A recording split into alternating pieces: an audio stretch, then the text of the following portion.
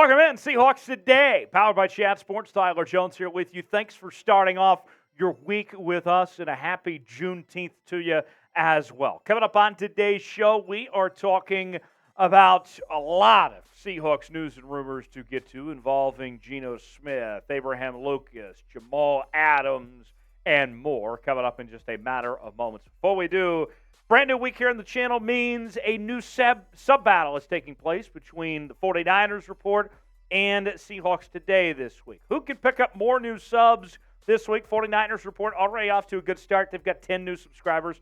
Seahawks Today, we got some work to do. We're at 0. So let's see who can dominate and win the NFC West battle this week between us and the 49ers Report. Subscribe for free today for the latest happenings in your Seattle Seahawks.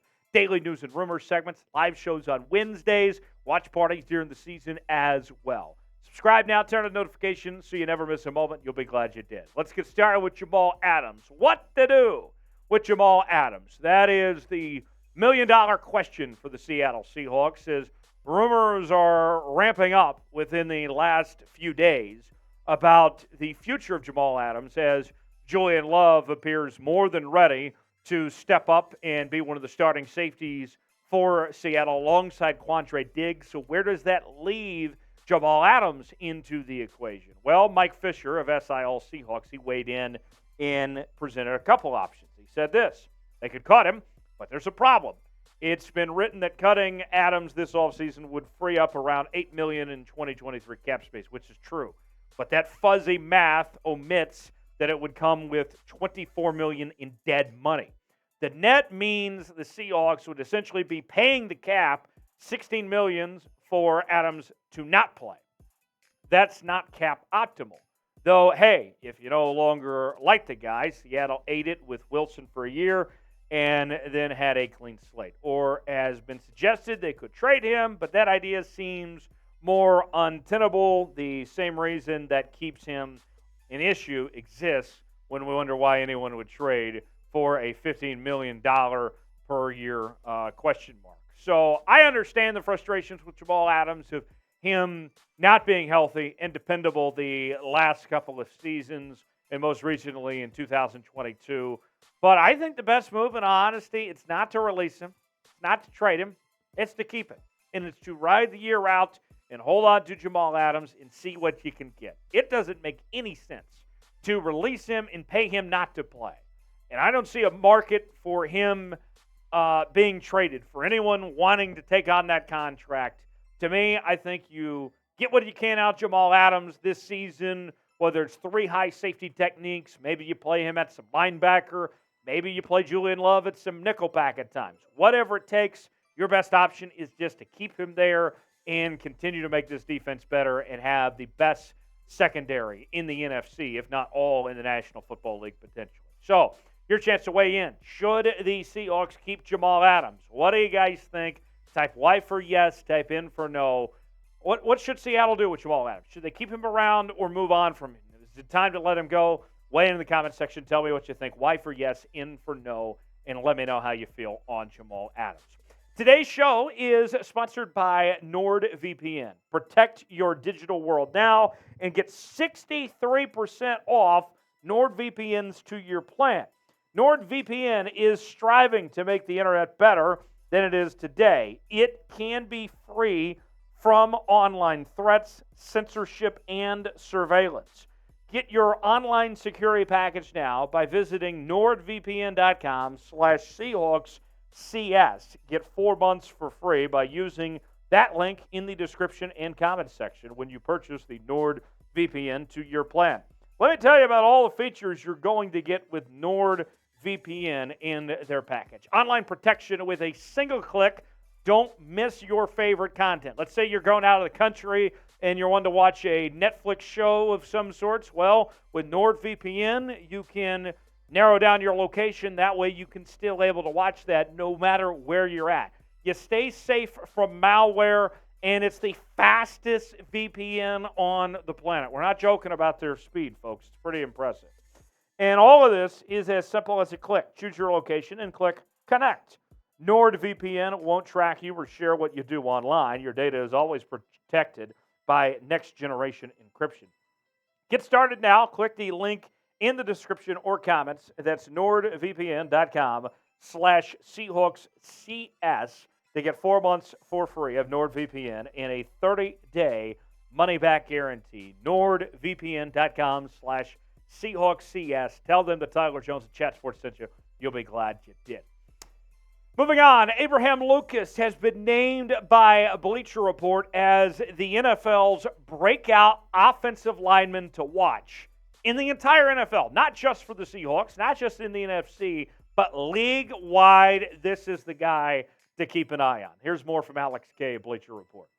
While he was inconsistent in regards to penalties taken, 7, and sacks allowed, 9, he displayed enough promise and played well enough across many of his 975 snaps to earn a respectable 68.5 Pro Football Focus grade. It was a step above the 63.7 that the more well-regarded Charles Cross scored in 2022 and sets the Washington State product up for the future. The 6'6", 315-pounder has all the tools to be an elite anchor in the offensive trenches for the foreseeable future. Should Lucas lock in and perform more consistently, he'll be a star-caliber tackle in short order. I look at Abraham Lucas last year, and you saw the numbers from PFF there in what Bleacher Report had to say, but Abraham Lucas was better than Charles Cross last season, and Charles Cross was pretty good himself.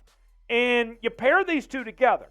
I know that we're focusing on Abe Lucas here today, but these two as a dynamic duo, your bookend tackles, you have them set for a very long time with those two holding it down on the offensive line. You're in great shape. The Seahawks obviously have improvement work to do when it comes to the interior, but the outside, you're only going up from here with these two as far as I'm concerned, as long as they stay healthy, right? A former third-round pick out of Washington State started 16 games last season as a rookie at right tackle for Seattle.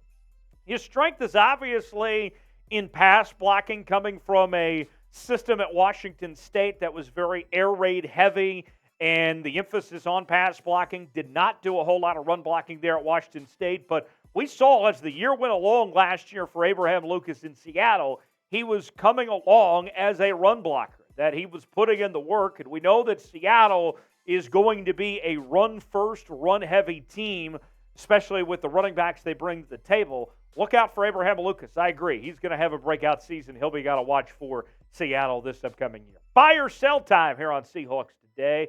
Are you buying or selling Abraham Lucas to have a breakout season for the Seahawks? If you're buying, type B for buy. If you're selling, type S for sell. Let us know in the comments section one way or the other which way you're feeling. B for buy, S for sell, and let me know. They're sleeping on Geno a bit. Well, maybe not. NFL.com has named Geno Smith as a sleeper MVP candidate for the 2023 NFL season. How about that? Geno for MVP? Are we starting the Geno for MVP campaign already? Here's more from Adam Shine of NFL.com.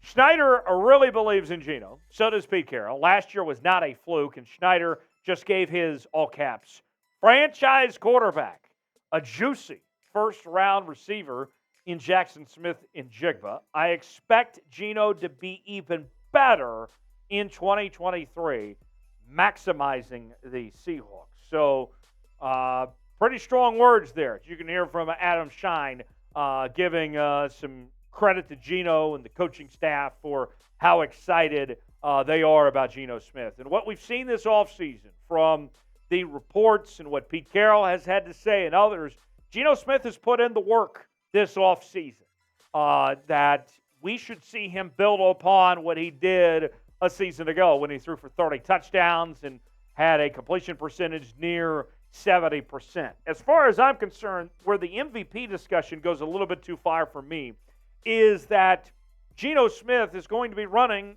a run-heavy offense. I don't know if he's going to be able to have the opportunity to put up these statistics like, let's say, a Patrick Mahomes or a Josh Allen or Joe Burrow, those types, to be an MVP candidate when the Seahawks are going to run the ball as much as they plan to do. But nonetheless, it's a great compliment and great respect and admiration it shows for Geno Smith. You'll take that as far as I'm concerned.